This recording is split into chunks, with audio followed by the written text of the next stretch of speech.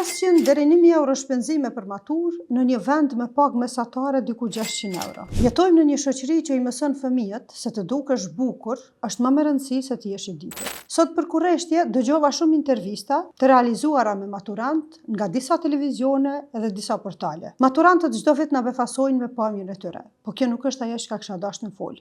Sot i kom analizu qasjet e gazetarëve ndaj maturantëve. Pyetjet që ata i kanë përzgjedh për m'ju bë maturantëve. Prej gjitha atyre pyetjeve, e gjitha atyre intervistave, pyetja thelbësore ishte sa ke shpenzu për këtë natë. Pyetje që mundet të rinjët me i vu në siklet, që mundet disa tjerë me i ba me u ndje inferior, që mundet me i shty disa të tjerë që ende nuk e kanë pas mbrëmjen me u bë presion prindve për shpenzu shumë e ma shumë. Nëse matura është kurorëzim i viteve të dijes, a nuk ish dash që pyetja kryesore me qenë çka do të studiosh ose cili është profesioni yt në të ardhmen? Ti mësojmë fëmijët të krenohen me dijen e tyre edhe jo me pamjen e tyre. Ose përndryshe të mos ankohemi që çmimi i një frizure është e barabartë me rrogën e një njeriu të arsimuar, sepse vetë po i ndajmë prioritetet. Afër 1000 euro tha kom shpenzu një maturante për këtë natë. Edhe disa të tjerë treguan shifra mbi 500 euro që kanë shpenzuar. Tash imagjinoni se si do të ndihen maturantët e tjerë ose çfarë presioni do t'ju bëjnë prindërve edhe si do të ndihen prindrit në një vend ku paga mesatare është diku 600 euro